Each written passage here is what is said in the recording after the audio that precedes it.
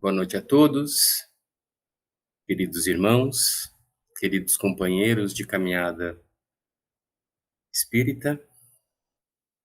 Mais uma vez, estamos reunidos para conversar um pouco mais sobre o Evangelho, sobre os ensinamentos de Jesus,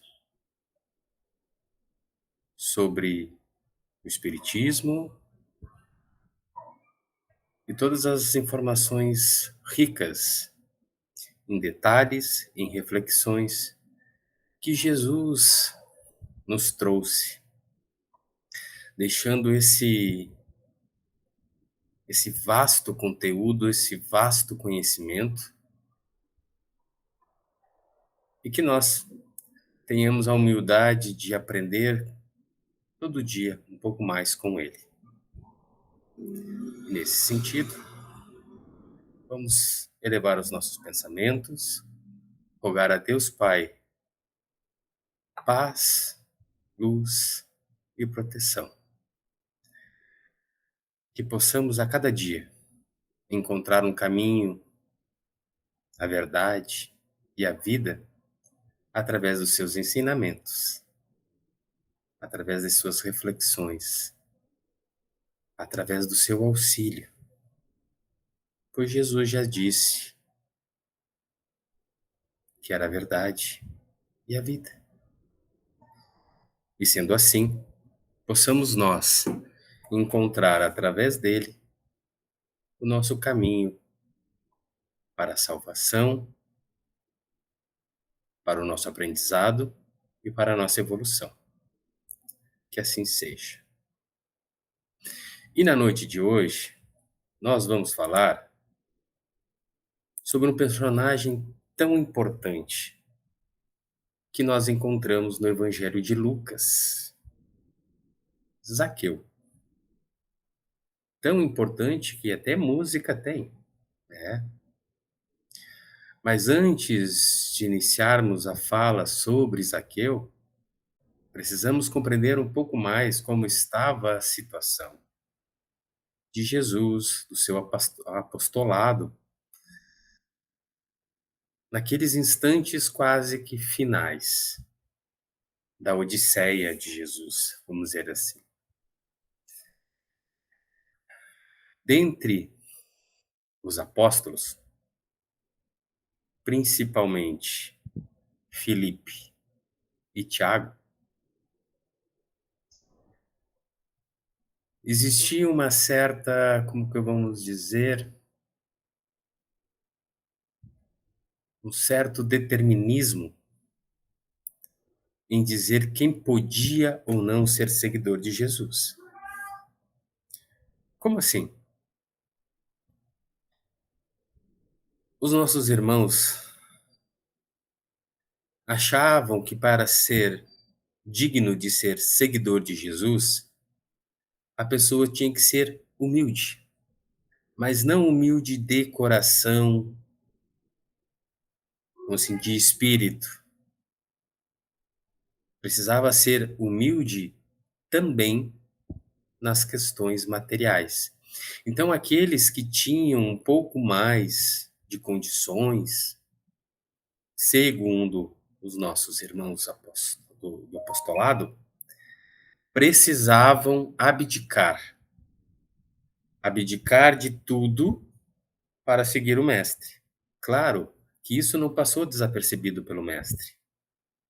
Porém, Jesus, sábio como era, conhecedor de todas as coisas, guardava o melhor momento para utilizar tudo isso que acontecia no dia a dia dos apóstolos e daqueles que o seguiam, da comunidade onde estavam, para transformar em aprendizado, em uma lição.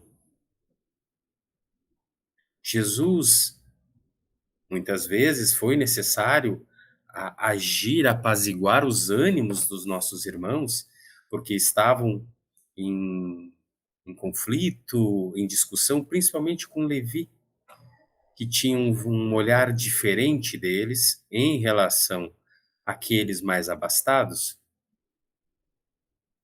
Mas Jesus guardou isso para um determinado momento, e nós vamos ver mais para frente. Então, entramos no mundo de Zaqueu. Quem era Zaqueu? Zaqueu era um homem bem-sucedido e com posses. Então, segundo as regras de Filipe e de Tiago, Zaqueu não poderia ser um seguidor de Jesus.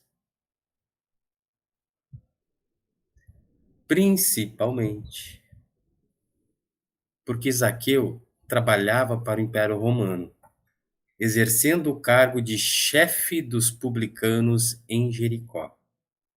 Então, a função de Zaqueu era cobrar os impostos dos judeus.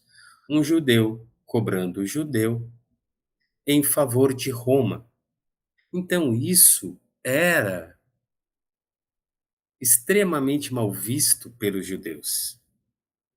Era considerado um traidor.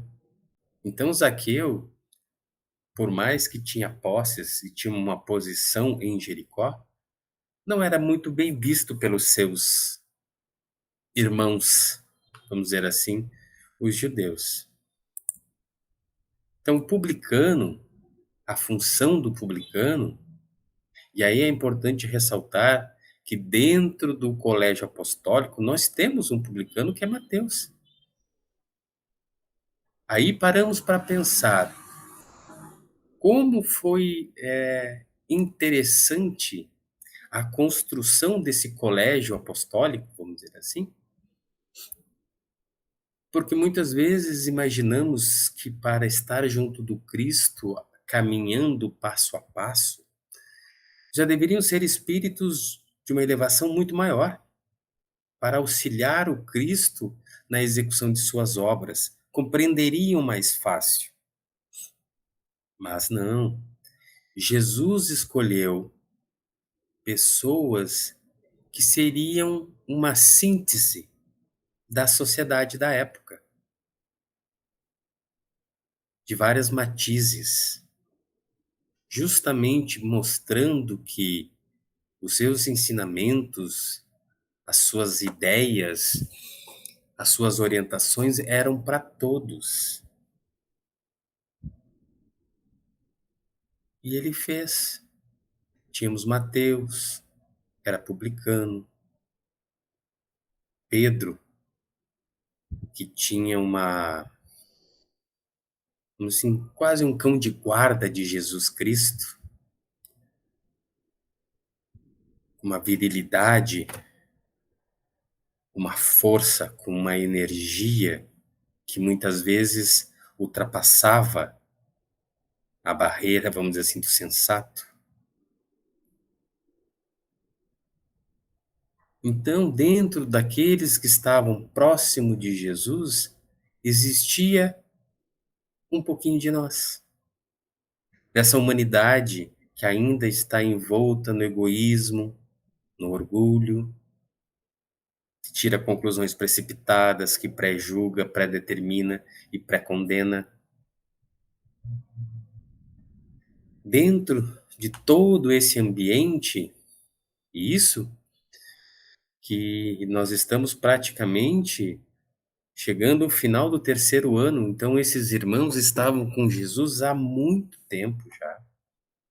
E mesmo assim, alguns adotavam comportamentos, vamos dizer assim, não tão cristãos. Mas Jesus, sabiamente, sabia esperar o tempo de cada um, a colheita de cada um. Então, voltando à história de Zaqueu. Zaqueu, publicano, né? Cabia a ele e aos seus comandados cobrar as taxas, os impostos para Roma. Então, os judeus abominavam a todos que eram encarregados. Imagina, são traidores. E todos aqueles que tinham as relações com os publicanos também recebiam esse conceito, esse preconceito, esse julgamento, de que eram pessoas pecadoras, traidoras, e que não deveriam receber nem sequer o olhar. Zaqueu, quando soube que o mestre Jesus de Nazaré estava passando pela sua cidade, por Jericó, pois Jesus estava a caminho de Jerusalém. E uma coisa importante, Jesus não caminhava simplesmente por caminhar. Jesus não fazia como no filme de Forrest Gump, que ele apenas saiu para correr sem objetivo. Correu, correu, correu, até um dia olhou, agora eu cansei, vou voltar para casa. Não. Jesus sempre tinha um objetivo. Ele sabia o que iria acontecer ali em Jericó e por que ele estava ali naquele momento. Então Zaqueu, quando soube que Jesus ia passar pela cidade, aumentou ainda mais o seu desejo de conhecer o Mestre. Porque as histórias de Jesus já percorriam todos os caminhos, todas as instâncias. E aquela vontade foi multiplicando dentro de Zaqueu. Aí começa a dificuldade. Zaqueu era um homem baixo, de pouca estatura, e saiu pelas ruas à procura do mestre e encontra o primeiro obstáculo, a multidão. Muitas pessoas estavam ali seguindo, procurando, querendo ter um contato com o mestre. Alguns solicitando o pão espiritual, outros querendo o pão da vida, o pão carnal, vamos dizer assim, a cura para alguma doença. Outros apenas curiosos, outros até tentando compreender, investigando um pouco mais o que esse Nazareno queria dizer. Estava ali fazendo o que exatamente? Pois bem, Zaqueu, ao encontrar a multidão, percebe que não teria chance, pois é muito baixo. Aí ele pensa: bom, vou procurar uma árvore, subo e quando Jesus passar, eu consigo vê-lo. Aí nós fazemos uma pequeno parênteses. As multidões que atrapalhavam Zaqueu de encontrar Jesus estão presentes nas nossas vidas. Mas não essa multidão externa, esse aglomero de pessoas, mas internamente. Essas multidões podem ser traduzidas por velhas ideias, informações pré-concebidas, cristalizadas, comportamentos. Igual Gabriela, sabe? Eu nasci assim, eu cresci assim, eu sou sempre assim, Gabriela? Então, muitas vezes, condutas inapropriadas que estão cristalizadas dentro de nós são essas multidões que nos impedem de chegar ao Cristo. Comportamentos, às vezes até uma preguiça, uma falta de vontade, porque quando nós sentimos verdadeiramente o Cristo, ele não obriga, mas indiretamente nós sentimos que temos que fazer mais. E isso exige mudanças que muitas vezes nós não temos a vontade ou a força para fazê-las. As multidões estão aí. E cabe a cada um de nós criarmos estratégias como Zaqueu criou, de subir na árvore, te livrarmos delas. Cada um vai ter a sua árvore, cada um vai ter o seu momento, mas há necessariamente a vontade de fazê-lo, senão nada vai ocorrer. Então, Lucas narra, no capítulo 19, no versículo 4, né, que Zaqueu, querendo ver Jesus, não podia por causa da multidão, porque era de baixa estatura, como eu falei. Correndo adiante, subiu a um sicômoro, uma árvore, para o ver, porque ali havia de passar, porque Jesus iria passar por ali. Ele conhecia os caminhos de Jericó. E ali era o caminho que Jesus teria que fazer, porque ele estava, estava caminhando para Jerusalém. Então, Zaqueu sabia por onde obrigatoriamente Jesus iria passar. E aí ele criou a estratégia de subir na árvore. André Luiz nos traz uma informação tão importante, uma reflexão tão importante sobre a vontade. Compreendendo-se que toda partícula de matéria em movimento se caracteriza por impulso inconfundível, fácil ser-nos-á observar que cada espírito, pelo poder vibratório de que seja dotado, imprimirá aos seus recursos mentais o tipo de onda ou fluxo energético que lhe define a personalidade. Ou seja, o que pensamos é o que reflete quem somos. Se nós olharmos novamente no texto de André Luiz, em nenhum momento ele relata sobre aquilo que falamos, e sim o que vibramos. Então, essa é uma outra dificuldade. É uma outra multidão que precisamos trabalhar. O que eu estou sintonizando? De que forma que eu estou sintonizando isso? Qual é a minha faixa vibratória?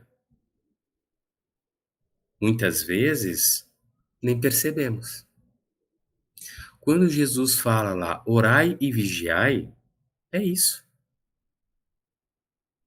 Prestar atenção no que eu penso, no que eu vibro, pois isso é de fundamental importância. Até mesmo porque se vibramos, eu não vou conseguir, é muita gente, eu sou apenas um baixinho, né? Se Zaqueu pensasse isso, ele não teria tido a intuição, para alguns outros a sorte ou a brilhante ideia de ter subido na árvore. Porque ele estaria tão preso nos seus pensamentos negativos em dizer: eu não consigo, eu sou um homem muito baixo, é muita gente, o mestre não vai me olhar. Ele não teria conseguido. Então é importante, ao longo do dia, pararmos e observarmos o que estamos pensando, porque isso vai refletir nas nossas ações. Claro que é difícil. Na maioria das vezes, nossa atenção está focada em outras coisas.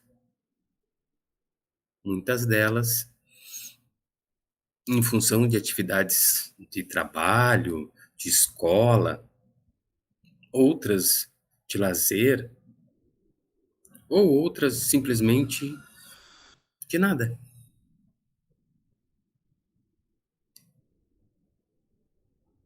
E o que vai fazer a diferença? É o somatório ao longo do dia.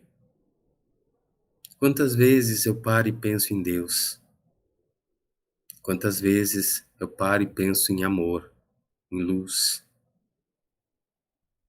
Quantas vezes eu paro e penso em coisas desagradáveis, propagando coisas desagradáveis, coisas infundadas, medo, angústia, alegria, bondade. Isso é uma reflexão para cada um. Agora, que ao final do nosso dia possamos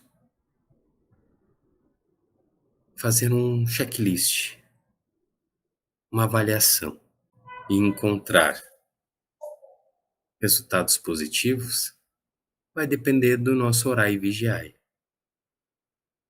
Vai depender do trabalho árduo que é fazer isso. Mas é reconfortante, é benéfico, porque chega um ponto que os nossos pensamentos vão ficando cada vez mais iluminados.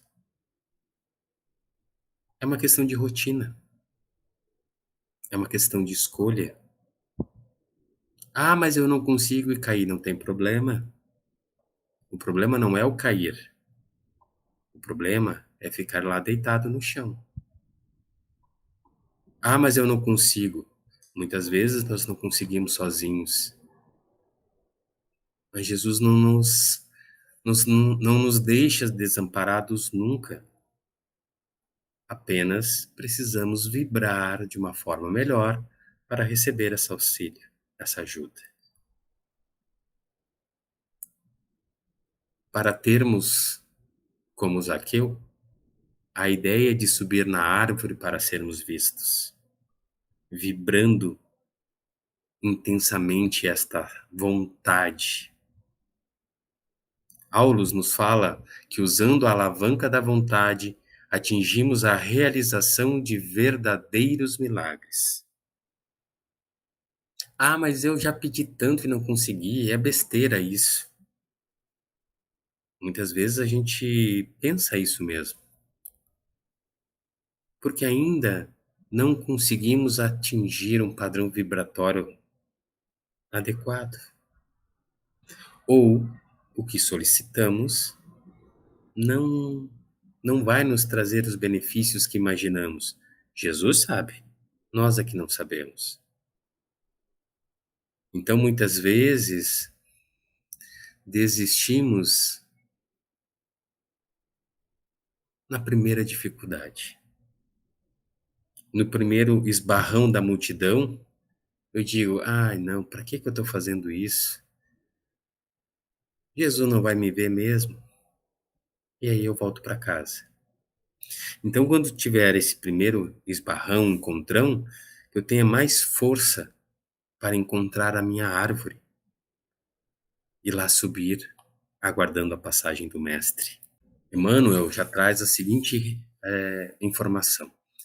A sabedoria do universo colocou a vontade em nosso fórum íntimo à guisa de juiz supremo, a fim de que a vontade, em última instância, decida todas as questões que nos referem à construção do destino. Então, a vontade, em última instância, decida todas as questões que nos referem à construção do destino, mostrando que nós somos participantes da nossa existência. Não cabe ao outro, cabe a nós. E aí eu lembro de uma outra história. As árvores, que nos períodos de seca prolongada, elas se movimentam. E aí você para. Oi? Como assim? A árvore não anda? As árvores, elas se movimentam, forçando as suas raízes a procurar mais fundo na terra por água, exercendo a vontade de existir, de permanecer vivas. elas buscam enraizar ainda mais as suas raízes até que elas encontram a água.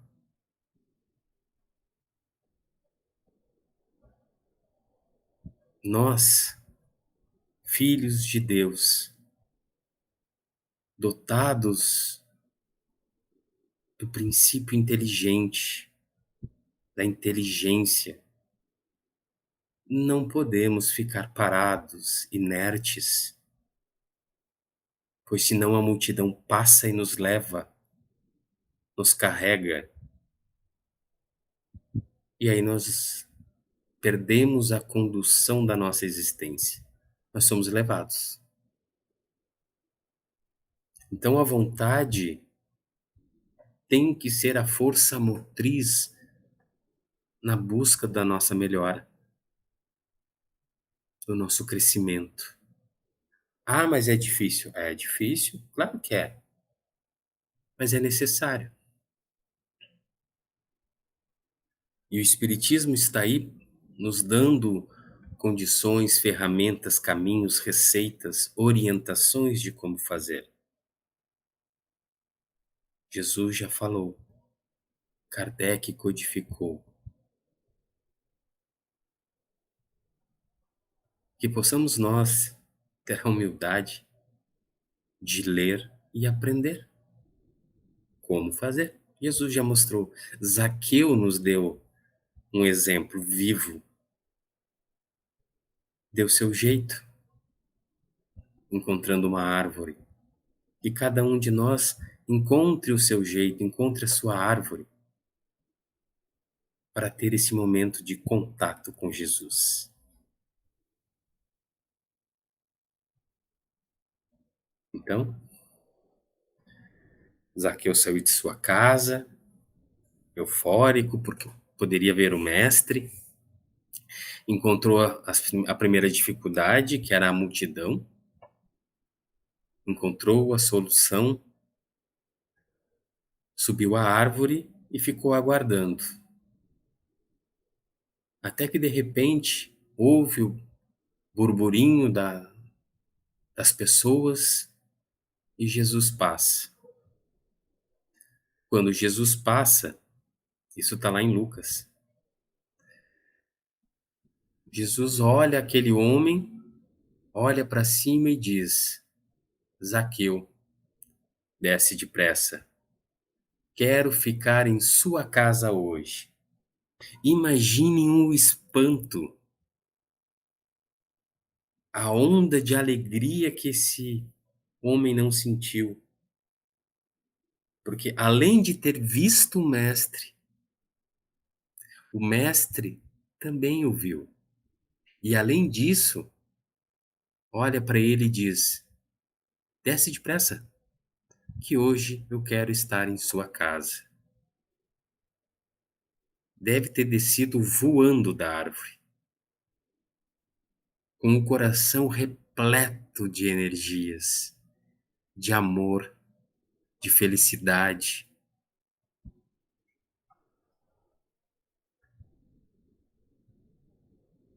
Quantos de nós estamos prontos para isso? Ou quantos de nós vamos dizer: Senhor, entre na minha casa, mas não repare a bagunça? E aí, quando eu falo casa, não é apenas a casa física, paredes, mas principalmente a nossa casa íntima, o nosso espírito, o nosso coração. Quantos de nós estamos com a casa em ordem, preparados para a visita do Mestre? Ou quantos de nós vamos quitar aquela risadinha amarela e dizer: não repare a bagunça? Isso é o segundo ponto nessa história de Zaqueu.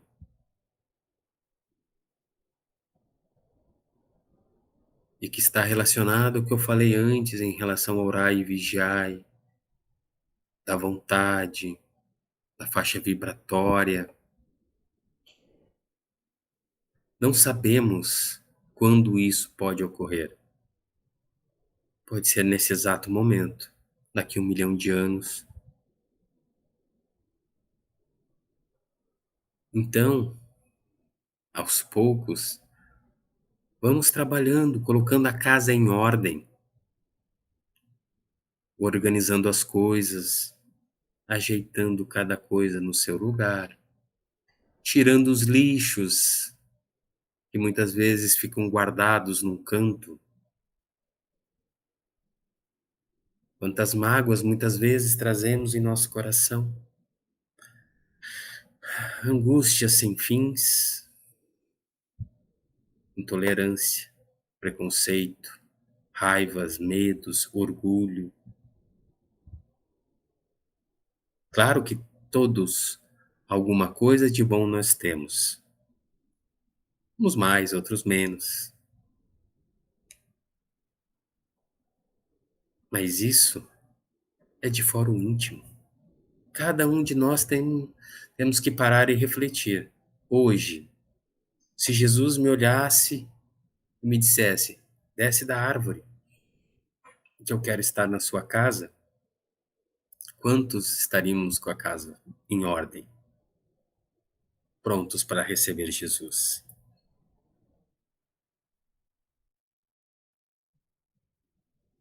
E aí, lembram daquela historinha que eu contei no início dos apóstolos que estavam criando regras? A população, quando viu que Jesus, além de ter notado Zaqueu, se convidou, vamos dizer assim, para ir para a sua casa, gerou um burburinho muito grande. Como o Mestre, o Filho de Deus, aquele que veio modificar, nos salvar, nos libertar do jugo romano, vai ir na casa do pecador? E não foram só na população. Os próprios apóstolos chamaram Jesus no canto e disse: Jesus, o que tu tá fazendo? O cara é publicano. O cara é cobrador de impostos, é pecador. Como que tu vai na casa dele? E aí Jesus, muito amável, responde: eu vim para os doentes, eu vim para os pecadores, não para os sadios. Era justamente para Zaqueu que Jesus tinha vindo. Muita gente acredita que o homem caído é alguém que deve ser aniquilado. Jesus, no entanto, não adotou essa diretriz. Dirigindo-se amorosamente ao pecador, sabia-se, antes de tudo, defrontado por enfermo e infeliz, a quem não se poderia subtrair as características da eternidade. Por quê? Porque Jesus agia conforme as leis de Deus, fielmente. E as leis de Deus são para todos, por mais que nos deixem em alguns momentos confusos. Como que pessoas que matam, roubam, perseguem, cometem crimes hediondos, merecem a salvação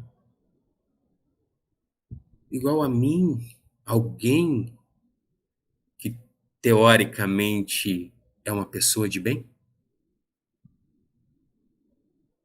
É que nós não conseguimos ainda compreender aquelas informações cristalizadas, aquelas multidões enraigadas dentro do nosso coração, ainda não conseguem entender a magnitude.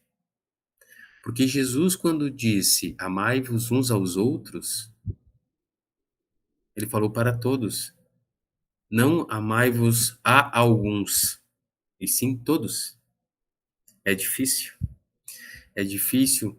Aqueles que estão mais próximos é mais fácil a gente querer, né? Aqueles que nos afetam, nos incomodam, em algumas vezes até fazem coisas que nos deixam mal, esse é mais difícil.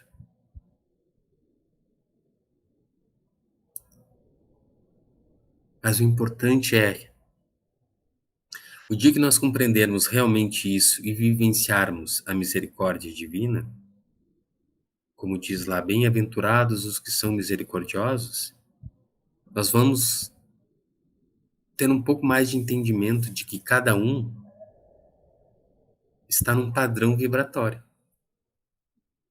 Compreende, age, pensa de uma forma. E que não serei eu o responsável pelo julgamento, e sim aquela pessoa com a sua consciência em relação ao que fez de errado com as leis divinas, e que não cabe a mim ser o seu algoz, o seu perseguidor, o seu juiz, o seu carcereiro, e sim ele com Deus. Só que isso é um processo, e que é difícil, e que depende da situação. Às vezes é mais fácil de compreendermos, às vezes não. Só que tanto Deus quanto Jesus aguardam pacientemente, pois eles sabem que nós, em algum determinado momento, vamos adquirir essas faculdades. E que hoje, o que é inconcebível se torna concebível. Que por mais que seja pecador, ele também merece o reino dos céus. O mestre indica o combate constante contra o mal. Contudo, aguarda a fraternidade legítima entre os homens por marco sublime do reino celeste. Então, combater o mal é importante, o mal dentro de mim, não o mal dos outros. Porque muitas vezes nós somos juízes ferozes com os outros e a menos com as nossas falhas. E que Chico já disse que o ideal é o contrário. Eu seja feroz, um juiz feroz para com as minhas faltas, não para com as faltas dos outros. É importante isso, mas é tão difícil, às vezes, que quando percebemos, o pensamento já foi. Já falamos e às vezes até fizemos o julgamento do outro, nem dando a oportunidade dele se defender, não. Já sei tudo. É assim, ponto. É pecador. Não é um filho de Deus. Quanto orgulho ainda dentro de nós, né? Então Zaqueu vai mostrando paulatinamente as suas ações. Ouviu falar de Jesus, aquilo foi alimentando o desejo dentro dele. Soube que estava na sua cidade, aí a vontade ficou ainda maior. Teve força, teve vontade, saiu de casa, apresentou uma dificuldade, a multidão estava impedindo, encontrou a árvore, subiu, encontrou Jesus. E acabou? Não. Além de tudo isso, Zaqueu leva Jesus para sua casa, serve uma bela refeição e ainda diz: Eis que a metade dos meus bens, Senhor, eu vou doar aos pobres. E naquilo em que eu tiver defraudado a alguém, ou prejudicado, ou melhor, prejudicado alguém, pagar-lo-ei quadruplicadamente. Claro que nessa época Zaqueu tinha este conhecimento de que eu vou devolver, restituir questões financeiras, materiais. Hoje em dia, nós sabemos que não é só isso. Não é simplesmente eu abrir o meu vidro, dar um dinheiro, fechar para aquele que pede esmola. Não é isso que Jesus quer. Nós temos que ter a ação de resgatar os débitos do passado. Para com aquele, ou se não der com aquela pessoa em particular, aquele espírito, com outros, exercendo a coletividade, deixando para trás, burlando, eliminando as cargas, os pesos, os erros do passado.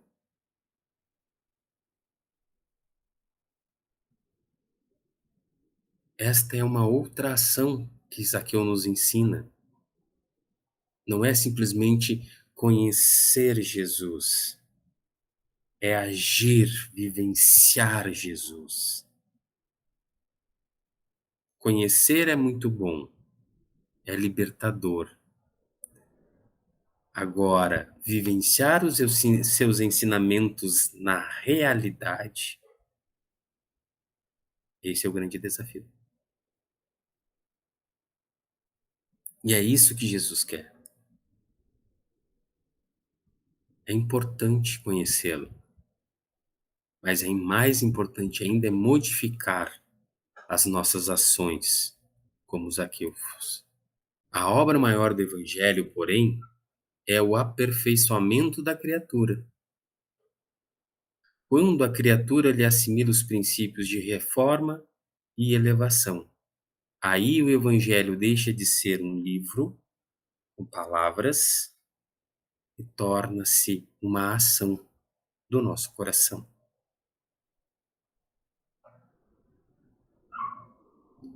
Então, que tenhamos essa força de vontade de transformar palavras em verbo, em ação. Mas Zaqueu não era este homem tão pecador que muitas vezes era tratado. Zaqueu, no livro Boa Nova de Humberto de Campos, conta, né, a história de Zaqueu, e um determinado Zaqueu olha para o Senhor e diz: Senhor, é verdade que eu tenho sido observado como um homem de vida reprovável, mas desde muitos anos venho procurando empregar o dinheiro de modo a ajudar a todos que rodeiam a minha vida. Ou seja, Zaqueu aproveitou esta oportunidade, pois ele tinha bens, e proporcionou melhora na vida de muitas pessoas. Como assim? Mais para frente no livro ele narra, Zaqueu tinha muitas terras. E aí tinha muitas famílias em Jericó que estavam passando fome. O que fez Zaqueu? Levou essas famílias para a terra dele, fazendo com que eles trabalhassem esta terra. Zaqueu não deu o peixe, ensinou a pescar. Essas famílias que estavam trabalhando na época chamado de servos, que era o nome que se tinha nas terras de Zaqueu, mas eles tinham dignidade, pois através do seu trabalho, do esforço do seu trabalho, conseguiam ter a subsistência de sua família. Ah, Zaqueu tinha uma parte disso? Tinha, era um contrato, era a forma que existia na época. Mas ele poderia ter deixado as terras lá, inertes, paradas. Não, ele proporcionou que essas famílias encontrassem trabalho, dignidade. Isso mostra que ele não era apenas aquele pecador visto pelos outros, um publicano que não merecia nenhum respeito. Ele ainda não tinha tido esse encontro íntimo com Jesus, mas já havia ali uma sementinha, aguardando só a vamos dizer assim, a irrigação adequada para florescer e germinar. E foi o que aconteceu quando ele sobe na árvore. Bezerra de Menezes nos diz a seguinte mensagem: articulemos a silenciosa linguagem do serviço, e o serviço falará em silêncio por todos, falará em silêncio por nós, a todos aqueles corações que refletem a bondade do Mestre. Ou seja, vibração, criando uma grande conexão de corações pulsando em amor.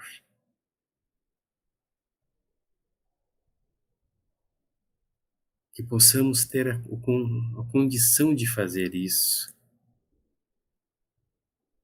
Quão belo deve ser quando atingirmos um nível disso, desses corações entrelaçados, pulsando. Provavelmente será um mundo muito melhor do que nós vivemos. Muito mais fácil em alguns aspectos. E aí Lucas vai finalizando dizendo o seguinte, que Jesus, vamos dizer assim, informa, né? Hoje entrou a salvação nesta casa, porque este também é filho de Abraão, porque o Filho do Homem veio buscar e salvar o que estava perdido. Então aquela ovelha desgarrada, aquele pecador, encontrou naquele momento o seu resgate.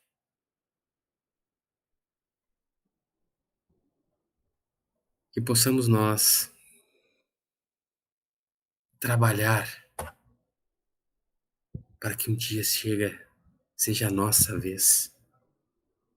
Emmanuel nos traz a mensagem dizendo que deixa que as mãos sábias de Jesus te tomem o coração, aprimorando-te os impulsos, e ainda, mesmo que te pareça a existência terrestre um império de tribulações, guarda a certeza de que o Cristo em nós é a obra maior a que será justo aspirarmos no campo da redenção. Que deixemos este contato com Jesus não ser apenas um relance e que seja verdadeiramente a nossa ação diária, para que no final desta existência, ou de qual existência for, quando chegar a nossa vez, lá de cima da nossa árvore, Jesus parar, olhar e nos chamar, dizendo: bem-aventurado sejas tu, servo bom e fiel. Amor e paz a todos. Que assim seja.